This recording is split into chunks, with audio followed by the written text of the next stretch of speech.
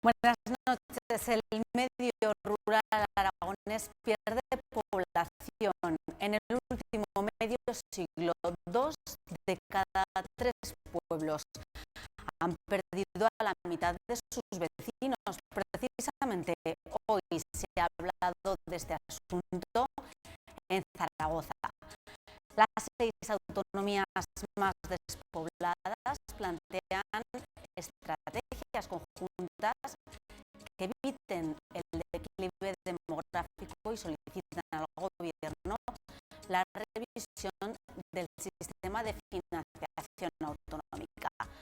Analizaremos con nuestros invitados esta cuestión y hablaremos además de ETA y de los verificadores internacionales que declararon ayer ante el juez para relatar su encuentro con la banda. Para hablar de estas cuestiones nos acompañan esta noche aquí en esta mesa de redacción Juanjo Vázquez, gerente de Zaragoza Cultural. Buenas noches. Buenas noches, María. Jesús Morte, empresario. Jesús, buenas noches. Buenas noches, María. Y Carmelo Asensio, concejal de Chunta. Buenas noches, Carmelo. Muy buenas noches.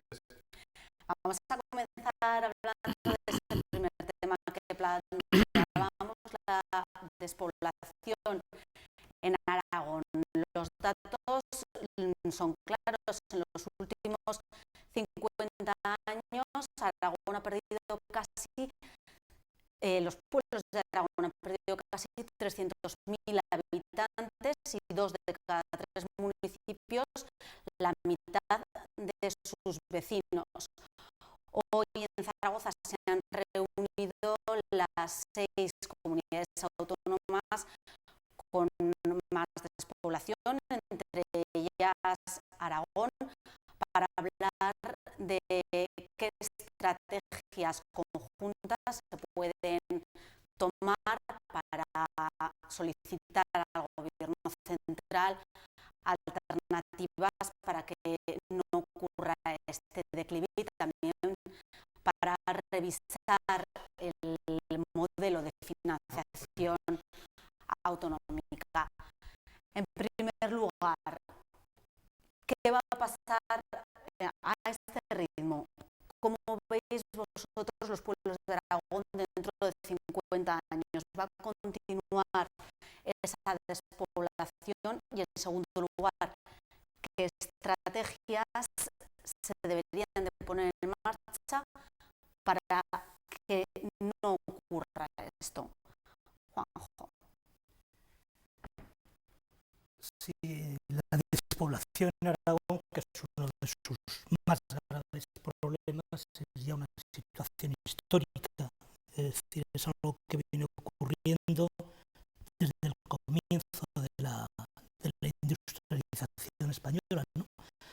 Desde el principio del siglo pasado. O sea, son más de 100 años los que paulatinamente el medio rural va perdiendo población y se va poblando Zaragoza, y no solamente Zaragoza, sino los núcleos, cabeceras de comarca, capitales de provincia, hasta mostrar ese síntoma de desaparición de la mayor parte de los pueblos con una perspectiva de 25 o 40 años. No podemos hablar más allá de 50 porque yo creo que la actual civilización tiene que repensar su forma de distribuirse sobre el territorio, pero sí que en una perspectiva de 25, 30, 40 años parece inevitable que varios cientos de pueblos de nuestra comunidad autónoma estén en vías de extinción. Y esto no es solamente un problema económico, que sí más caros, educativos, sociales, médicos son más caros para dar esa atención que se merecen los habitantes del medio rural, sino que conlleva una situación de desigualdad. Y con desigualdad es imposible el desarrollo armónico.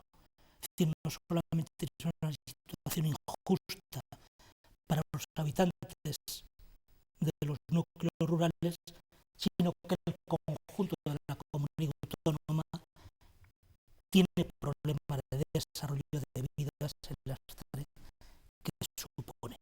En el caso de la educación, no solo es más caro atender un colegio, un instituto en medio rural, sino que los resultados académicos pueden ser peores porque el contexto que genera la vida rural tiene más consecuencias de las que parece en un primer análisis. Jesús, ¿están abocados esos pueblos a la desaparición, a la despoblación?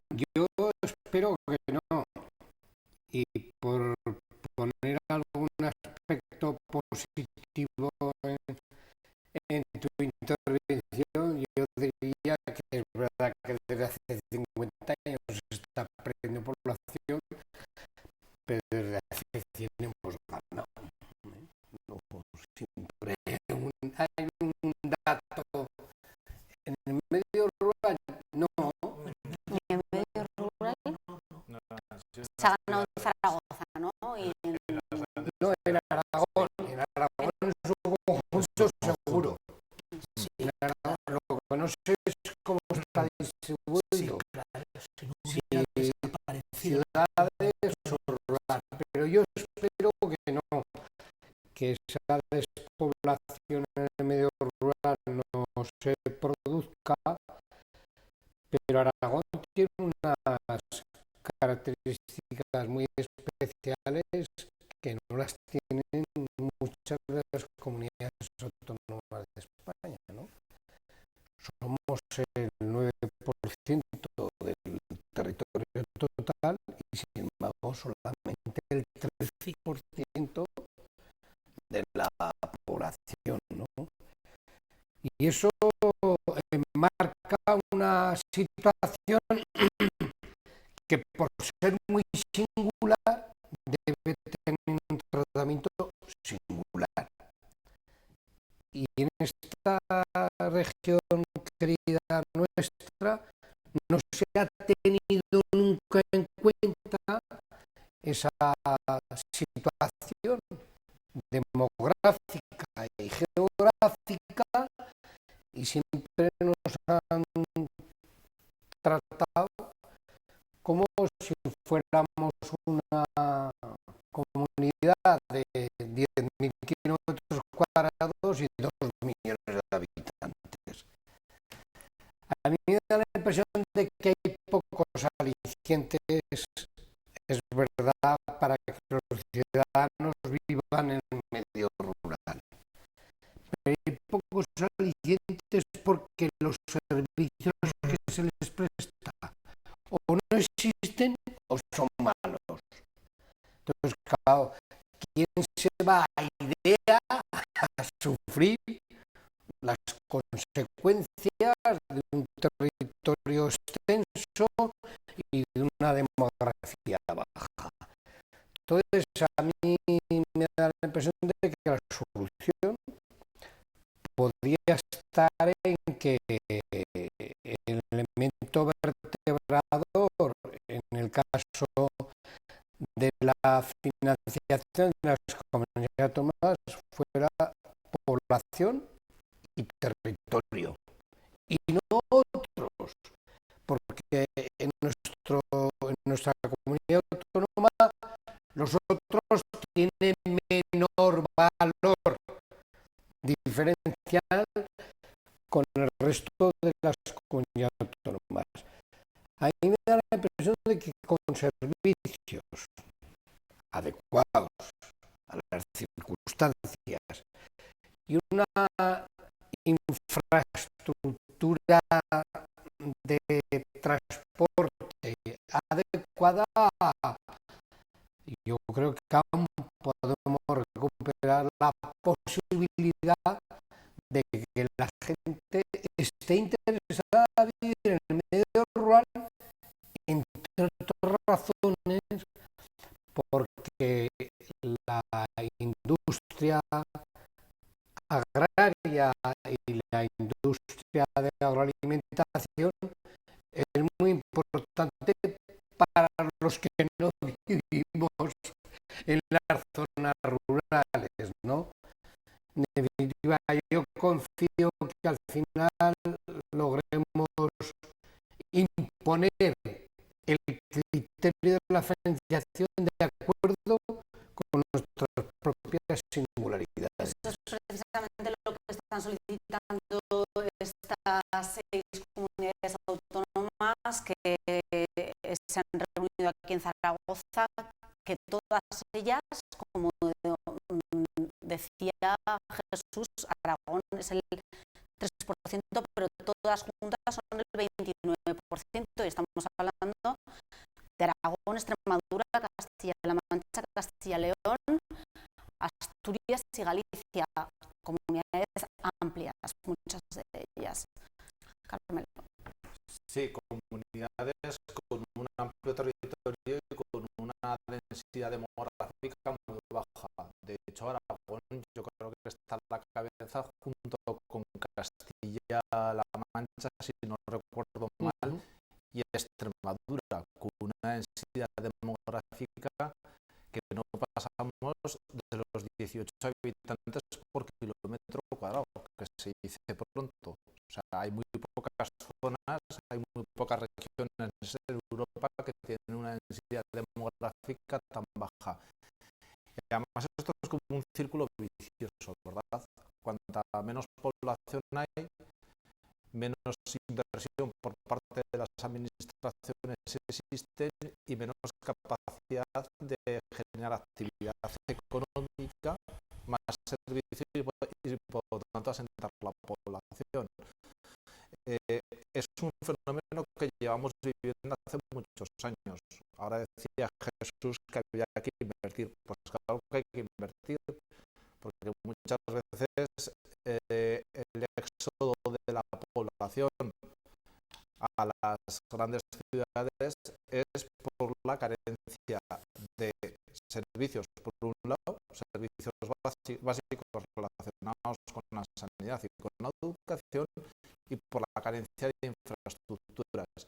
A esto se le suma una situación de crisis económica que también se ha cebado especialmente en el mundo rural y sobre todo en algunas comarcas que tenían buena parte de su economía sustentada en una actividad muy potente. Y estoy pensando, por ejemplo, en comarcas como las cuencas mineras, que están atravesando una situación crítica y daba prácticamente todo el valor añadido a la comarca de cuencas mineras y del Bajo Aragón.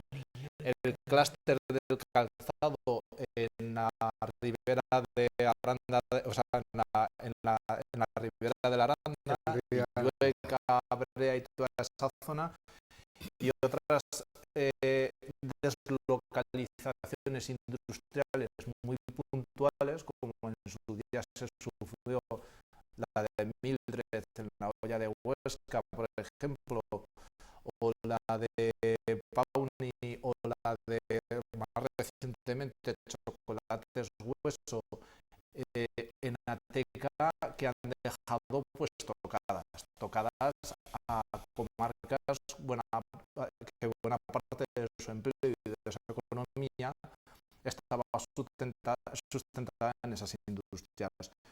Por lo tanto, es verdad, esto se resolvería evidentemente primero con un sistema de financiación autonómico que tuviese en cuenta estas singularidades y también la singularidad aragonesa.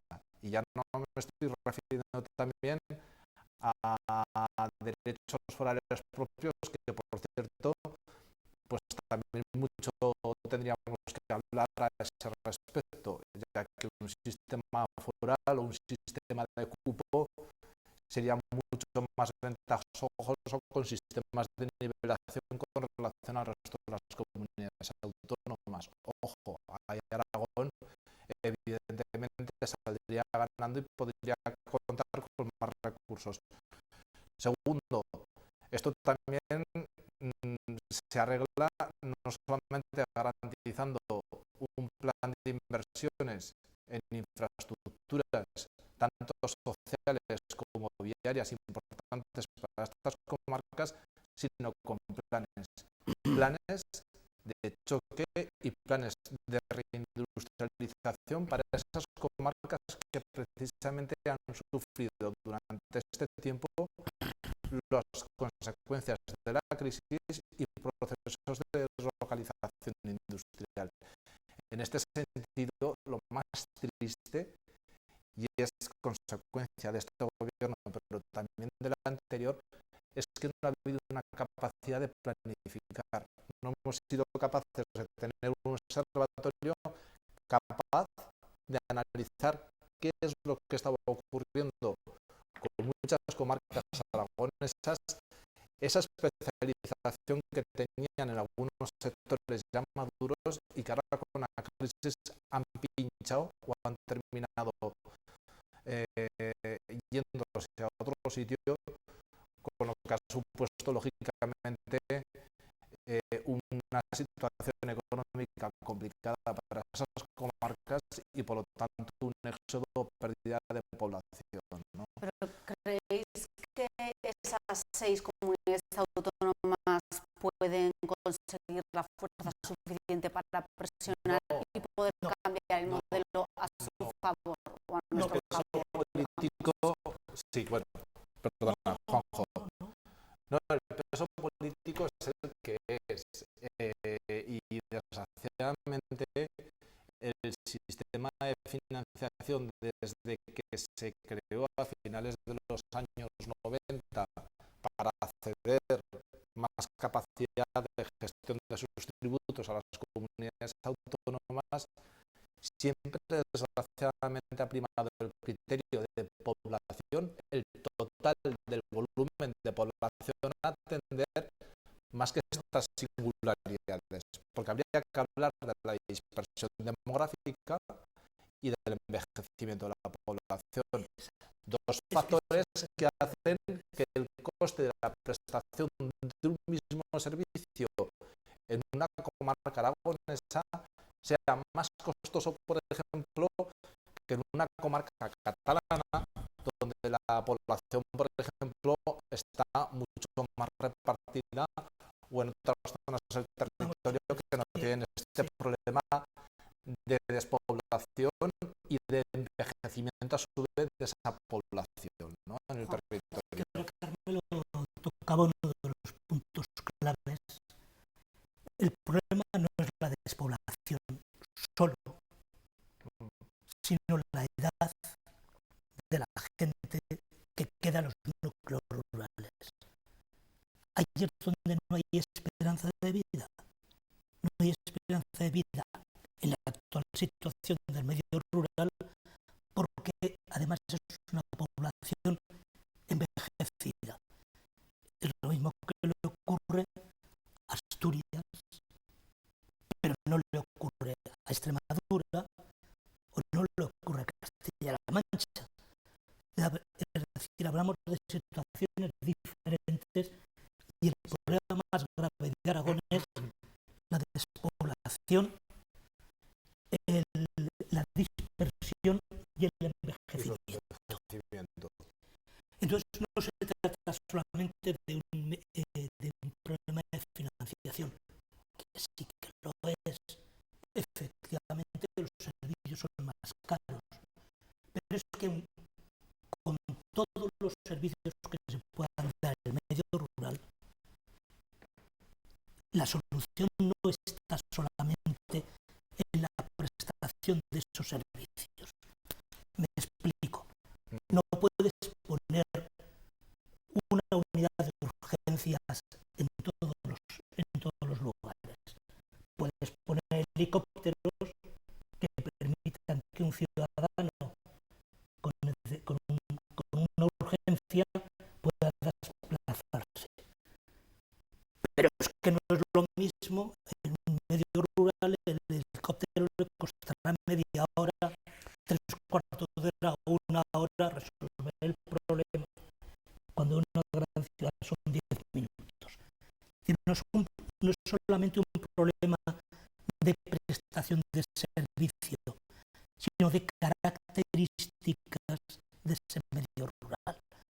Lo que requiere son actividad económica y articulación del territorio. Y eso es un problema de los propios gobiernos.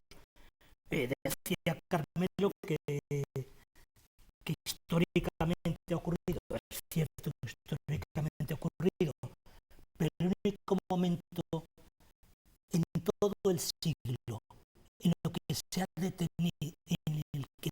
detenido la despoblación del medio rural ha sido del año 2000 al 2005. Ahí sí que no solamente había planes, sino que había sobre todo actividad económica en el conjunto de la población aragonesa, que atrajo inmigración, y esa inmigración se asentó en los núcleos rurales. A mí me da la impresión de que también hay que tener un criterio a la hora de establecer actividades empresariales industriales en la zona rural. Hay que tener un criterio. Yo no veo unos saltos sordos en Verdún. No, os lo digo sinceramente. No. Y es verdad que crearía mano de obra, joder, muchísima. Y es verdad que crea riqueza. Pero vamos a ver si somos serios y vamos a ver si priorizamos el tipo de actividad adecuada a cada zona rural de nuestra comunidad autónoma de Aragón.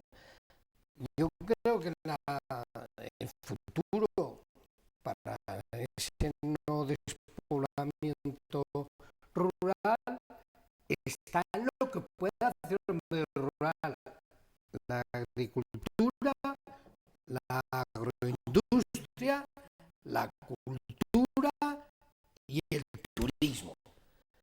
Y voy a poner, y termino, ¿qué pasa con las zonas rurales del Pirineo? ¿Qué pasa? Pues que han tenido la suerte que ahí cae una cosita blanca que se llama nieve y gracias a eso estamos viviendo. Vamos a ver si vamos por ahí. Pero Bueno, vamos Jesús, a cambiar de tema.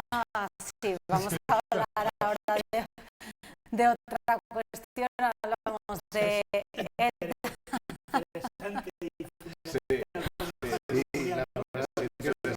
sí, no, vamos a cambiar ahora también a otra cuestión.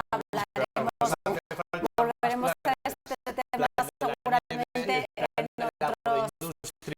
otros días. Hablamos de esos verificadores internacionales que han estado estos días, que ayer en España ayer declararon ante el juez sobre ese encuentro con la banda terrorista, en el que certificaron la inutilización por parte de la banda de una serie, de un pequeño arsenal que los terroristas guardaron en una caja y volvieron a llevarse consigo. Esta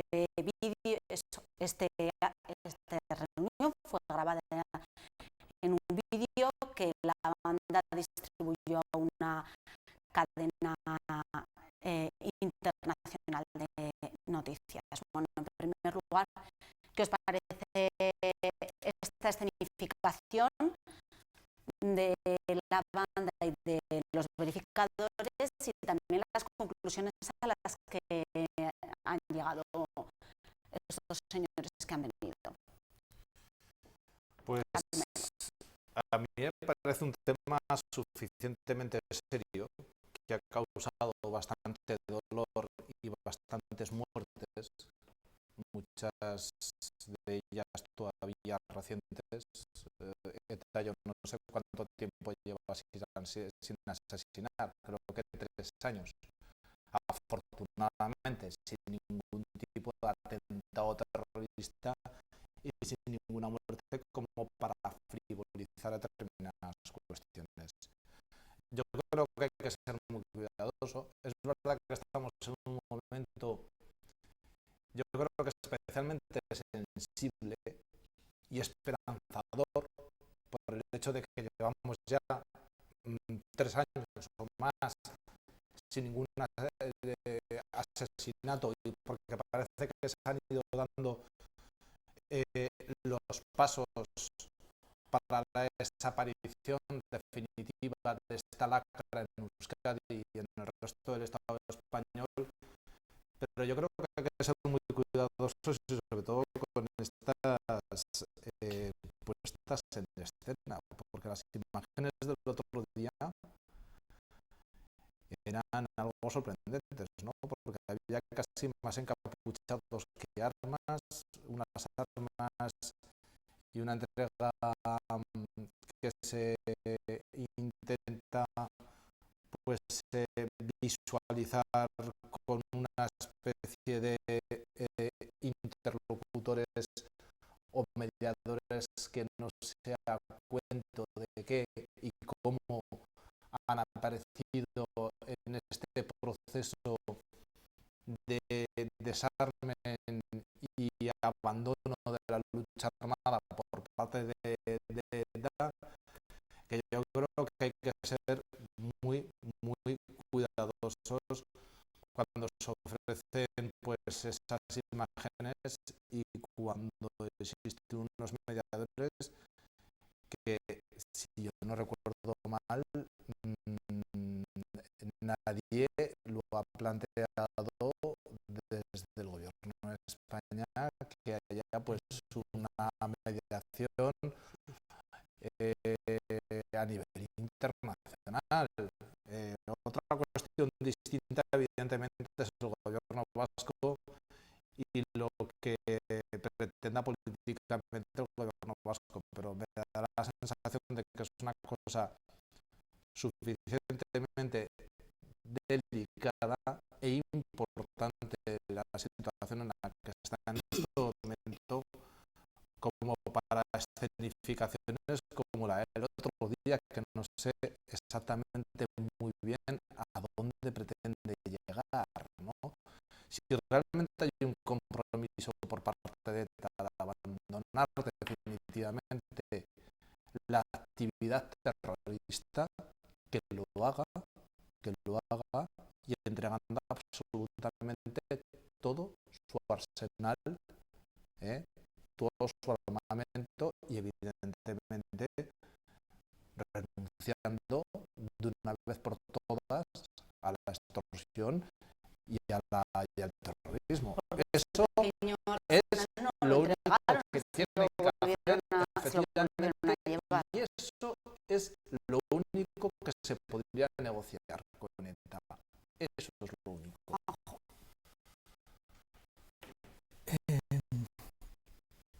Hemos de partir de una evidencia: ETA está derrotada. Y la ha derrotado la movilización del pueblo español y la posición también serena, sobre todo, que es quien más lo ha sufrido, del pueblo vasco. Digo que es quien más lo ha sufrido, y evidentemente no me olvido de las víctimas. Ahora bien,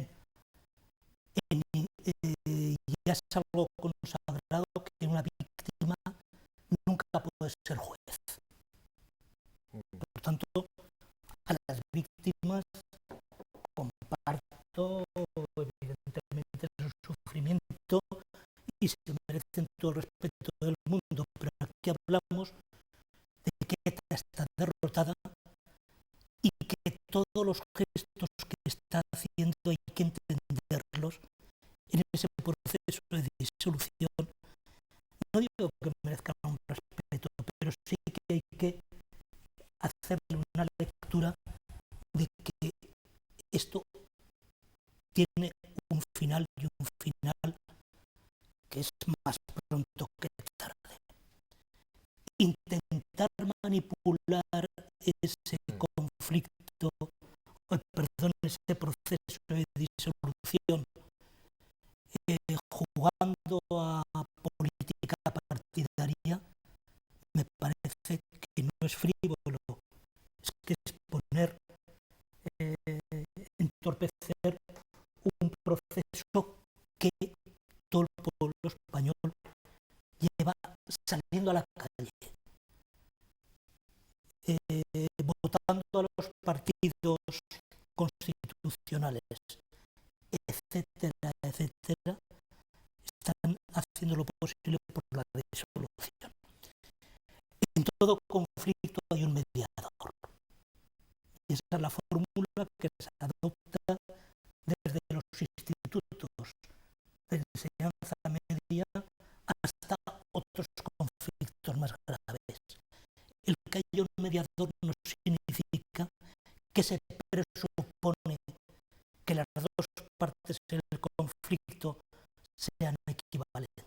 Es decir, evitar que el conflicto se agrave, que el conflicto se enquiste y facilitar que el que pierda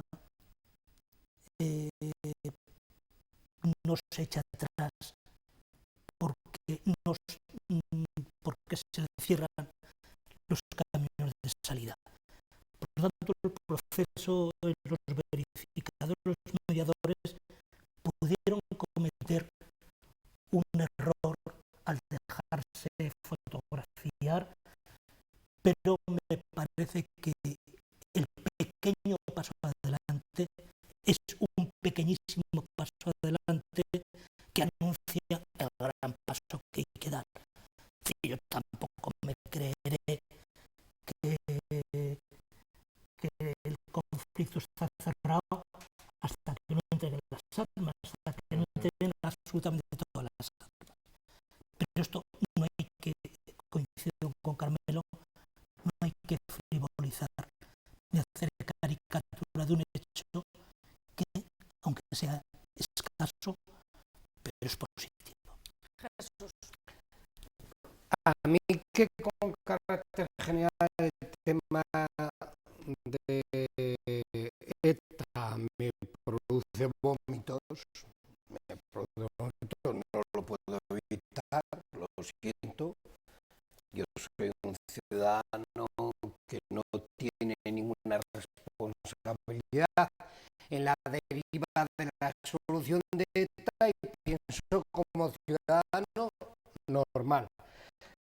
Me parece, me produce, es vomitivo para mí. Yo creo que estos bastardos lo que tienen que hacer es cumplir su castigo por los asesinatos que han ido haciendo a lo largo de estos años, y lo demás me parece como una broma pesada para los ciudadanos españoles normales.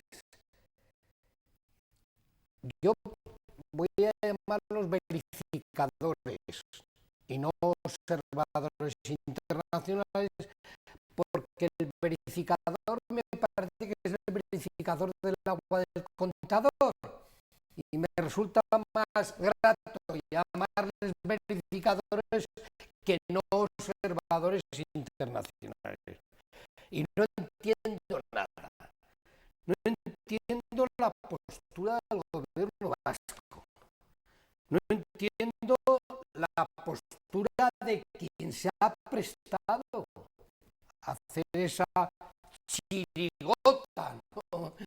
Lo de la caja, devolviéndolo todo, tiene su gracia. Si no fuera un asunto tan dramático, serio, era para reírse. Pero ¿en qué país estamos? ¿Qué se está haciendo en el País Vasco por ayudar y colaborar en las normas y en la deriva que han llevado los dos gobiernos, tanto este como el anterior, para una solución de ETA?